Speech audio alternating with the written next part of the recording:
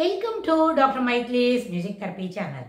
இன்றைய பதிவிலையும் positive mind set and our routines என்ற தலைப்பில் சில செய்திகளை நம்ம பகிர்ந்துக்கலாம்.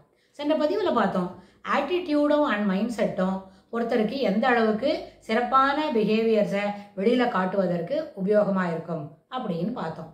ஒரு ஆட்டிடியூடு என்ன சொன்னால் lethargic attitude, lethargic mind set அப்படின்னு அந்த மாதிரி பேசுகிறவங்க எப்படி இருப்பாங்கன்னு எந்த மாதிரி இருக்குன்னு கேட்டால் மைண்ட் செட்டு ஆட்டிடியூடு ரெண்டுத்தையும் ஒரே கனோட்டேஷனில் அவங்க பயன்படுத்துவாங்களா இருக்கும். ரெண்டும் ஒரே பொருள் தான். ஆட்டிடியூடு எப்படி இருக்கோ அது போல தான் அப்படின்னு. ஆனால் அடிப்படையில் ஆட்டிடியூடு வேறு மைண்ட் செட் வேறு அப்படின்னு புரிஞ்சுக்கிறோன்னு வைங்க. அப்போ எல்லாத்துக்கும் மைண்ட் செட் தான் காரணம்.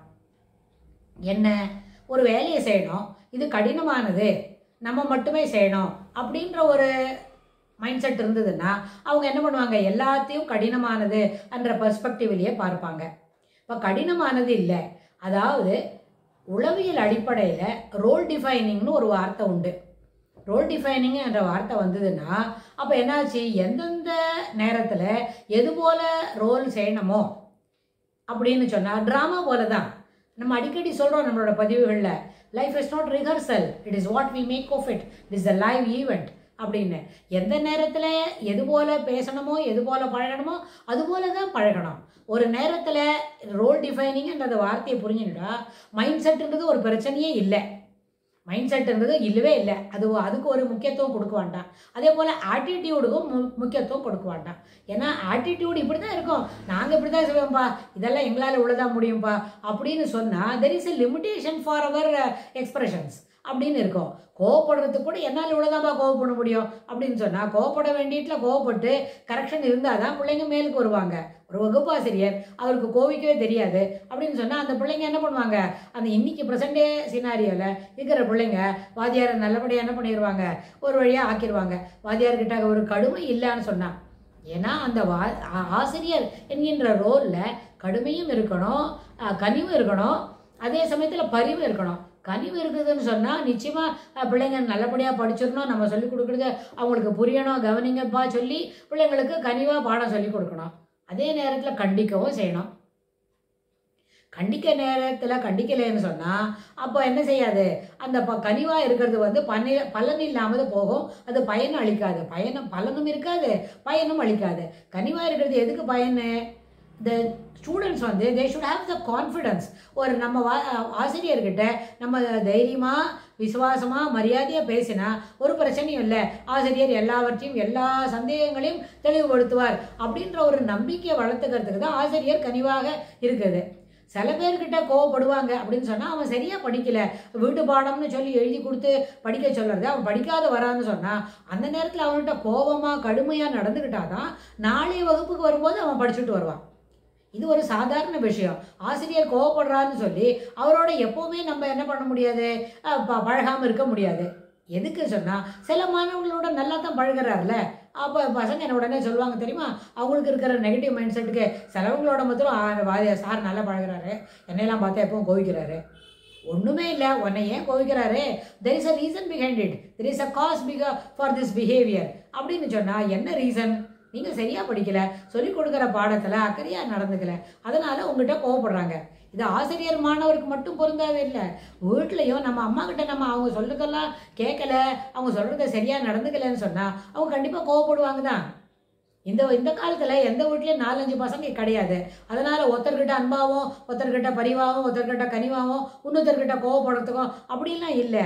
ஸோ அந்த அம்மா என்ன பண்ணுவாங்க, இந்த 4 ரோலையும் ஒரே ஒரு ஆஸ்பிரிங்கிட்ட தான் காட்டணும். அப்போ என்ன செய்வாங்க, அம்மா அப்போ என்ன ஆகும்னு கேட்டால் நிறைய நேரம் அவங்க கோவப்பட வேண்டி வரும். ஏன்னா இந்த பிள்ளைங்க சொந்தத்தை காக்க மாட்டேன்றது, எல்லாமே they are doing it on their own. அவங்க கேட்கறது உடனே கிடைக்கணும். டிலே இன் கிராட்டிஃபிகேஷன் என்ற வார்த்தையே இல்லை. அப்படி இருந்தால் ரோல் டிஃபைனிங் புரிஞ்சுக்காதனால அங்கே என்ன இல்லை, மைண்ட் செட்டில் எப்பவும் தவறான ஒரு அபிப்பிராயம் தான் இருக்குது. அவங்கள திருத்திக்கணும் அப்படின்னு சொல்லி கொடுத்தா அந்த திருத்திக்கணுன்ற வார்த்தையை காதல வாங்குறது இல்லை, அதுக்கு முன்ன வேற என்ன பேசுனாங்களே அதுக்கு முக்கியத்துவம் கொடுத்து அதுக்கு இம்பார்ட்டன்ஸ் கொடுத்து யூ கம்ப்ளீட் தட் அப்படின்னு சொல்கிறாங்க. ஸோ அதனால என்ன பண்ணுவாங்க, அந்த தாய் என்ன பண்ணணும், அந்த இடத்துல கடுமையாக நடந்துக்கிட்டு முன்னாடி சொன்ன வார்த்தையை முதல்ல முடித்த பிறகு தான் அடுத்ததுக்கு போக முடியும். கோ தி ஆக்ஷன்ஸ் சொன்னால் go step by step, do not jump. அப்படின்னு சொல்லி கொடுப்பாங்க. என்ன திடீர்னு நான் எங்கே ஜம்ப் பண்ணுறேன் அப்படின்னு கேட்பாங்க. It is not literally you are jumping, it is exactly என்ன பண்ணுறான், you are foregoing the other things, அது மேலே வேற ஒரு வேலையை போய் பார்க்க சொல்கிறேன். அதனால் ரோல் டிஃபைனிங் தெரிஞ்சுக்கிட்டா அந்த இடத்துல மைண்ட் செட் வந்து அதுக்கு தகுந்தா போல மைண்ட் செட் வந்துக்கிட்டே இருக்கணும். இப்போ ரோல் டிஃபைனிங் அம்மா என்ன சொன்னால் எப்படி அன்பாகவும் பரிவாகவும் கனிவாகவும் இருக்கிறாங்க, கூடவே கடுமையாகவும் இருப்பாங்க. கடுமையாக இருக்கிறதுக்கு காரணமே இல்லாமல் கடுமையாக இருக்க முடியாது. அப்படின்னு சொன்னால் அம்மா மேலே பிழை அப்படி ஆயிரும். அம்மா மேலே பிழை இருக்கு சொன்னால் அந்த தவறு அவங்க திருத்திப்பாங்களா, பிள்ளைங்க திருத்திக்கணுமா? இப்போ பிள்ளைங்க வந்து அதை கண்டும் காணாமல் போகணுமா, ஜஸ்ட் யூ ஷுட் நாட் என்ன இக்னோர் பண்ணிக்கணுமான்னு. அதனால எனக்கு இது தெரியாதுப்பா அப்படின்னு சொல்ல முடியாது. ஏன்னா இக்னரன்ஸை முக்கியத்துவமாக அங்கே முன்னாடி கொடுக்க முடியாது. You should not plead ignorance. எப்போவுமே என்ன செய்ய முடியாது, எனக்கு அது தெரியாது இது தெரியாதுலாம் சொல்ல முடியாது. இந்த ஸ்டூடெண்ட் ரோலுன்னா என்னெல்லாம் உண்டோ அதை தெரிஞ்சுக்கணும். தாயோட ரோல் அம்மா என்ன சொன்னால் அவங்களோட ரோலை அவங்க சிறப்பாக தெரிஞ்சுக்கணும். இது எல்லாத்துக்கும் மேலே ஆசிரியர் ரோலு ஆசிரியர் சிறப்பாக தெரிஞ்சுக்கணும். இந்த ரோல் டிஃபைனிங் என்ற வார்த்தை சிறப்பாக நம்ம மனசில் வந்துடுத்து அந்தந்த நேரத்தில் அந்த ரிஹர்சல் இல்லாமல் அந்த ரோலை பர்ஃபெக்டாக நம்ம செய்கிறோம் அப்படின்னு சொன்னால் லைஃபுக்கு தான் ரிஹர்சல் கிடையாது. ஆனால் இந்த ஆசிரியர் ரோலுக்கு, அம்மா ரோலுக்கு, அப்புறம் வந்து சாதாரண ஸ்டூடெண்ட்டாக இருக்கிற அந்த கேரக்டர்லாம் செய்யணும்னு வைங்க, அதுக்கு நிச்சயமாக நம்ம ரிஹர்சல் பண்ணிட்டு போகலாம். ஒரு ஆசிரியர்கிட்ட பேசணும், இன்றைக்கி இத்தனை டவுட் கேட்கணும், மேத்ஸில் சின்ன சின்ன சின்ன பேப்பரில் ரஃப் நோட்டில் இந்த டவுட்லாம் இருக்குது டாக்டர், டீச்சர் இது எங்களுக்கு போட முடியல, இதெல்லாம் ரொம்ப கஷ்டமாக இருக்குதுன்னு எழுதின்னு போகிறோன்னு வைங்க.